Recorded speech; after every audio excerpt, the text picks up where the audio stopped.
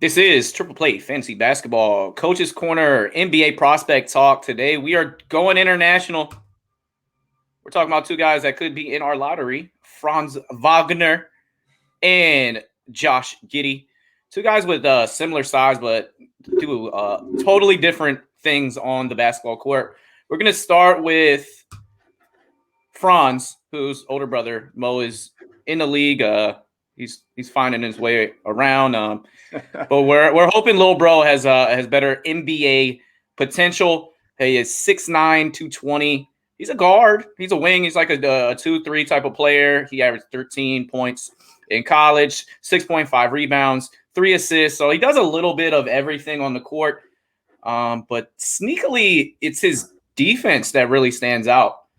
He averaged 1.3 steals, 1 block a game, and he was first in defensive win shares, first in defensive box plus minus in the Big Ten, and he was the best player on that Michigan team. That was really damn good. One of the best teams in the country. He can shoot a little bit. Let's take a little look at his highlights. He makes his impact all over the place. That's a nice little Euro step. You see the catch and shoot. He'll cut back doors. Seeming like he's just in the right places all the time. You see he's got a nice NBA build. That's him playmaking, finding the shooter in the corner. Little pump, shampoo to the rim. He's long. We'll see how he finishes in the league when he gets there. But just a smart IQ player. Here we got him playing a little free throw game action. You could pick and pop him. So he's somebody that could be versatile in the pick game. I compare him a little bit to Duncan Robinson, who played for Michigan, because they're a similar build. And so surprisingly enough, Duncan Robinson has some good playmaking ability as well.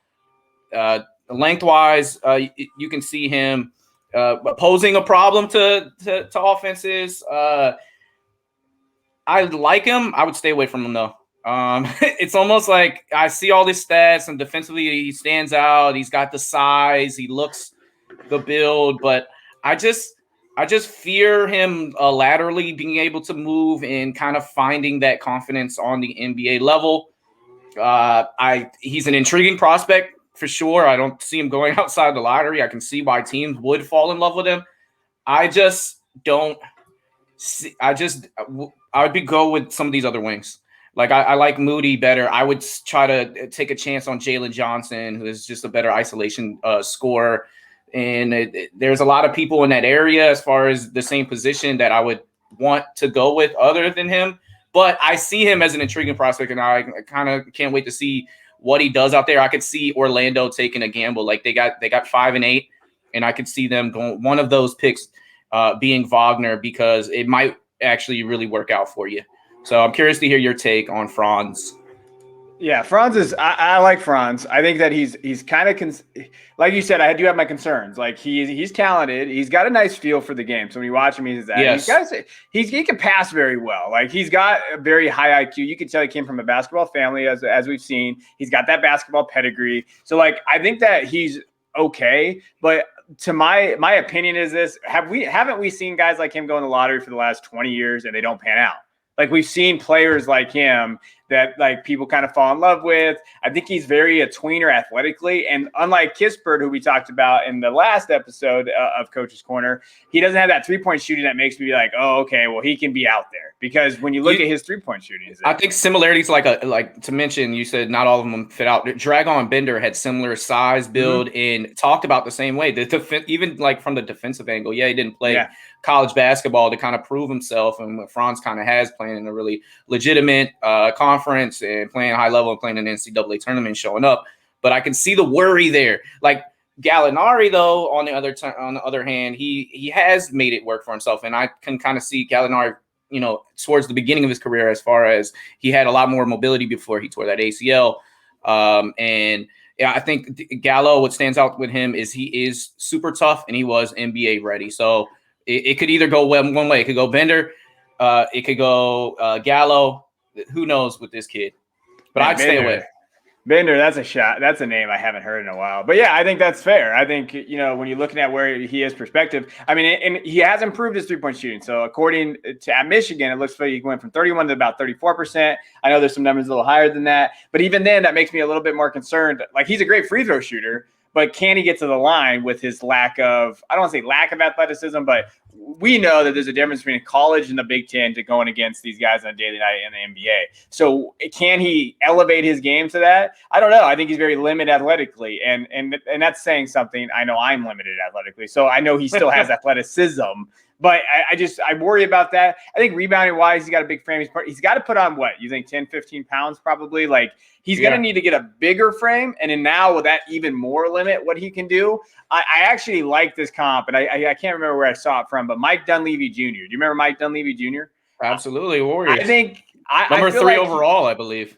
Yeah, like I get that feel from him, just like kind of his skill set. I think he's going to get overdrafted to where he'd be a fine guy. But if he's going, I don't even know if I would consider him in the lottery. Like, I think he's going borderline. Where is he got in that area? But if he's going to the lottery, I think this could be a big miss by some teams. Like, if he's going to that top 14, if he just falls out of that, I could see people taking a shot on him. Excuse me. But even then, like, I would probably rather have like Cameron Thomas, Jaden Springer, guys like that we've already covered on the show. Kispert. That I really. Yeah, who I like. I think Kispert should go ahead of him. I would be very surprised if Kispert doesn't get drafted ahead of him. But like you said, teams will fall in love with that idea of international kind of player. He played in the Big Ten, which I think is sometimes an overrated conference, but we don't have to go there. And he's got a skill set. But I don't know if that translates very well to the NBA. And I think that he's going to get overdrafted.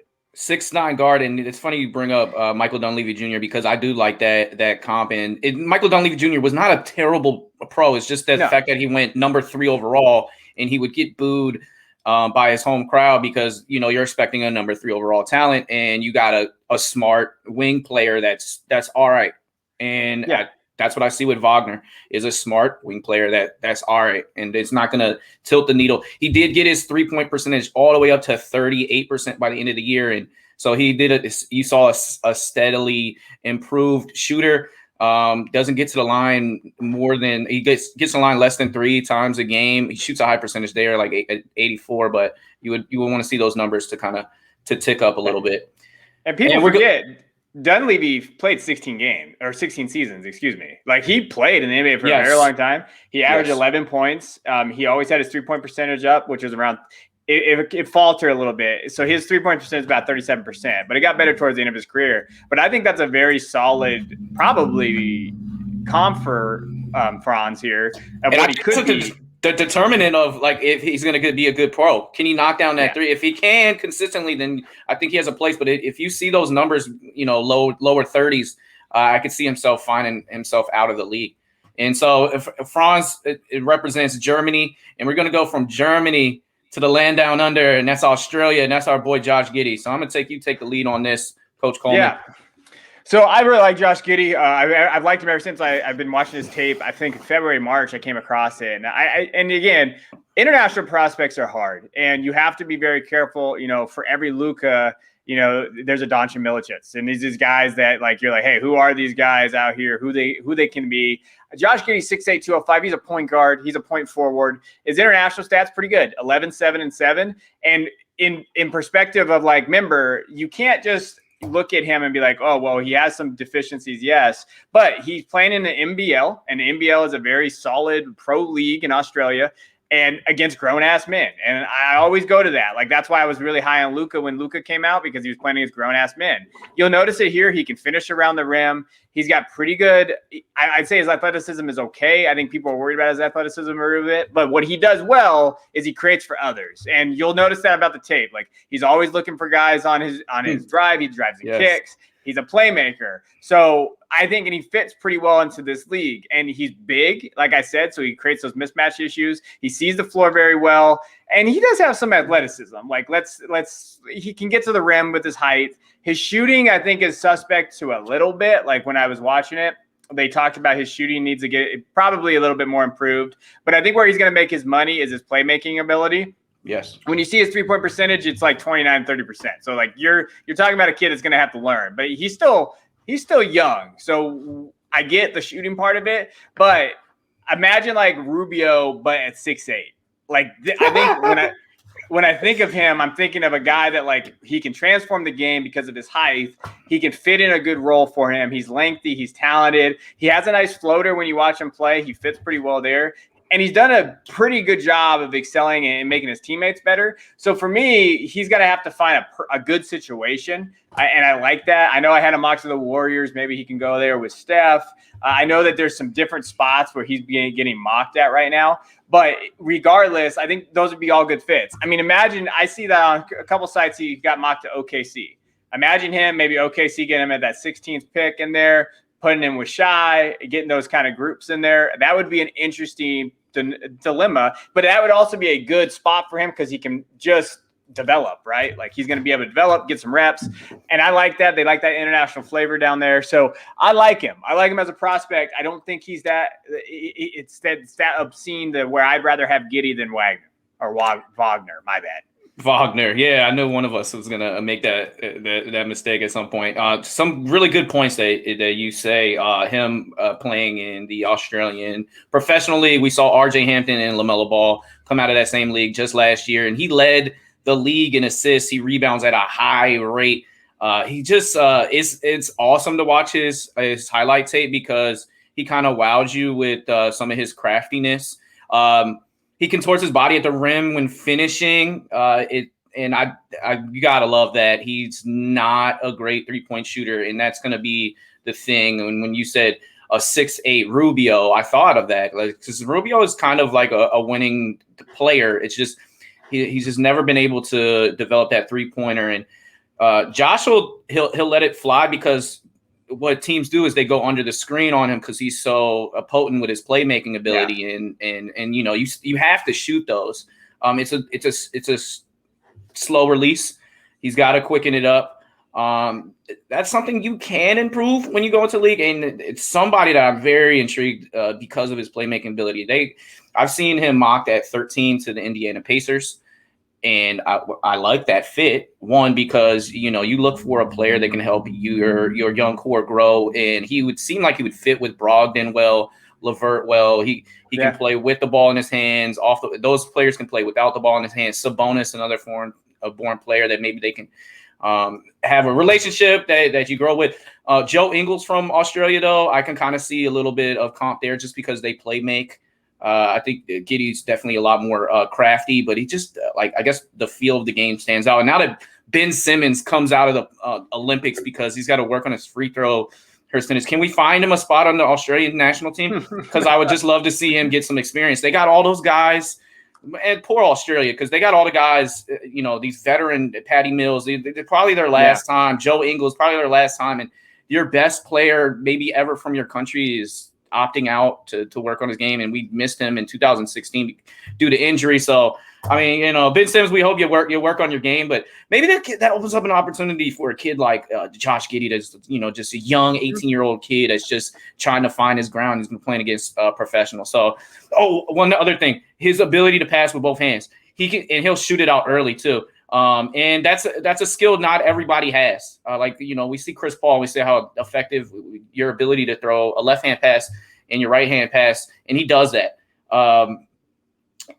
He's gonna struggle trying to stay in front of the point guards that he's gonna be matched up against or whoever he's going against. So he's gonna be hidden a little bit defensively until he kind of figures that out. But if he can play enough smart IQ defense, much like Luka does, then maybe he finds a spot on the floor. I mean, he has 6'8" and at 205. He has the NBA build of positionless basketball and the playmaker. He's an intriguing prospect, and like I said, I love his highlights. I could watch it all day long.